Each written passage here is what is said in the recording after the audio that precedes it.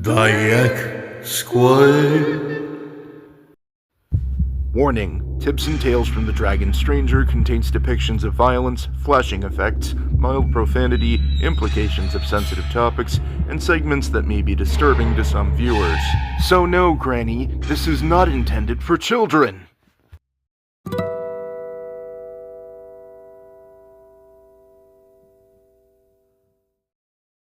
Tip number 1. Know what you're getting into. Why couldn't you do it? You had the means, you had the will, you had a goddamn plan, so why couldn't you do it? Why did you have to throw away your one chance to get out? And why did it have to be over a waitress and a few thugs? It was around 5 p.m. I decided to stop by some hole-in-the-wall restaurant after I saw it was a regular spot for old folks to stop by. I figured if it was gonna be my last meal, it'd better be some good food, and believe me, old folks always know where the best food is. I walked in the door and was greeted by an older woman with black hair, a dark blue t-shirt, and blue jeans. The name tag printed on the front of her shirt read, Jill.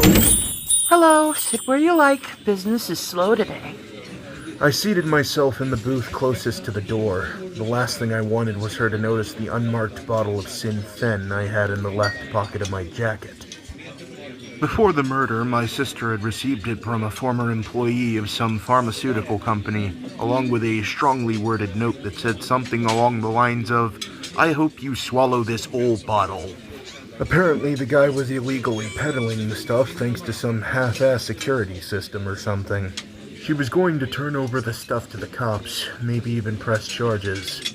That never ended up happening. Soon enough, Miss Jill came to drop off a menu for me and asked what I wanted to drink. I ordered a sweet tea before deciding on a fried chicken with fries and white gravy on the side.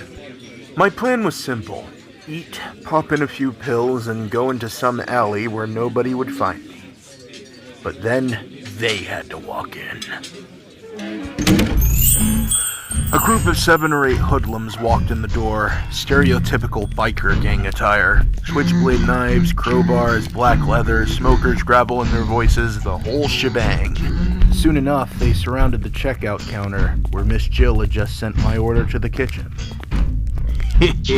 You're late on this month's rent. Pay up, or my boys will have to do a little aggressive repo. Please, sir, I can't keep doing this. Seems you've forgotten the terms of your lease. Let me spell it out for you.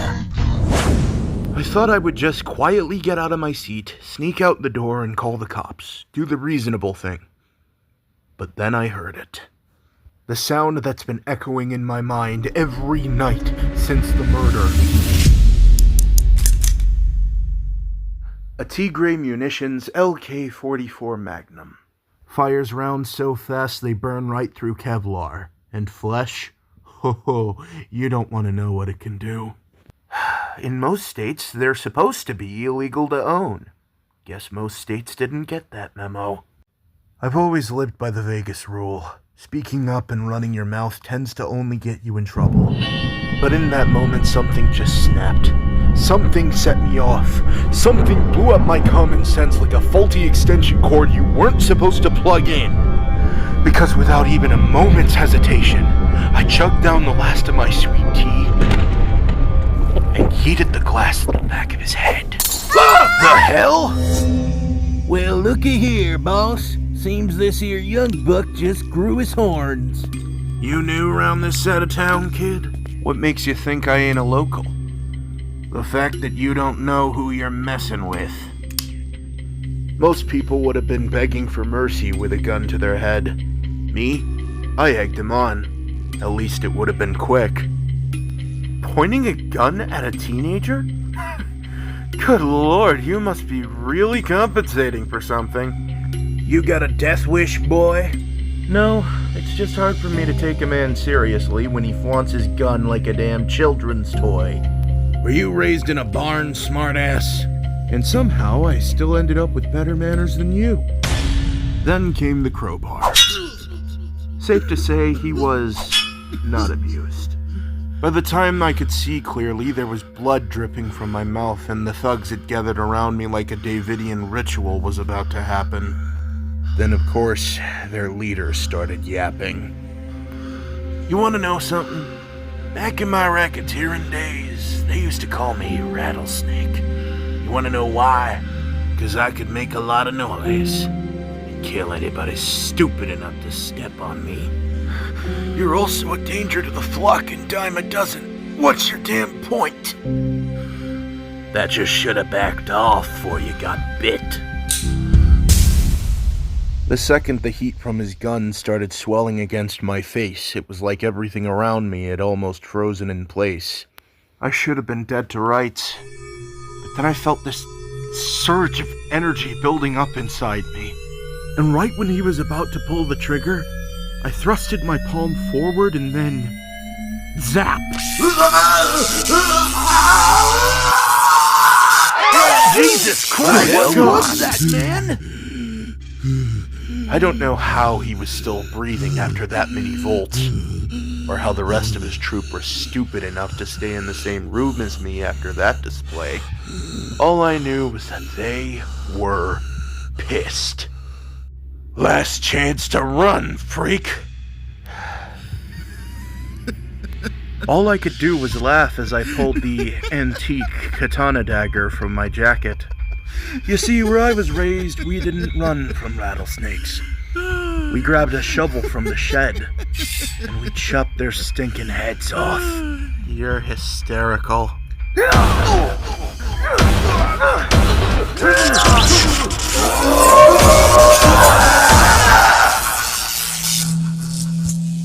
By the time I came to my senses, the thugs were on the floor, bruised, bloody, or both. My hands were covered in scales, fingers tipped with dark green talons, dripping with blood. They saw the monster. I let them see the monster. So I did the only thing I could do. The only thing I have done since the murder. I ran. Again. Sorry, am I getting ahead of myself? Well, since Beth made me burn the note a few months ago, I might as well introduce myself. My name is Stephen Michaels. At the time of this writing, I am 15 years old. I live at apartment 201 at 8404 Maywind Boulevard. Or, at least I did when she was alive.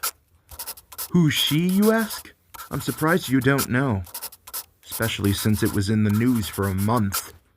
Investigative journalist Beth Michaels was shot and killed at her apartment on the Lower West Side during what police say was an armed burglary, said the 6 o'clock news. You know what? Screw it. It was my fault. Everything was my fault. It was my fault that we couldn't afford my ADD meds. It was my fault that Dad ended up in the hospital because he kept forgetting to take his insulin. It was my fault that Mom quit her job when we were on the verge of losing our house. And by God, it was my fault that I wanted them to stop yelling for once.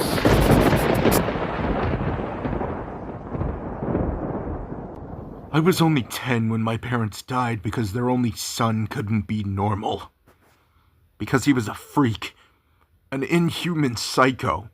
A superhuman. Superhuman.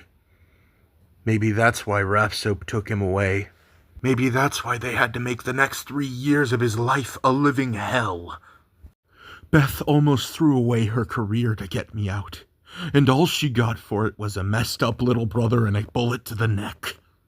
Does the universe hate me, or what? Beth would always tell me, don't lose your cool. You'll only give Rap Soap another reason to throw you back in the cage. But fighting those goons, it felt so exhilarating. But that doesn't matter right now. If I don't wake up in a cage tomorrow, I have a job interview.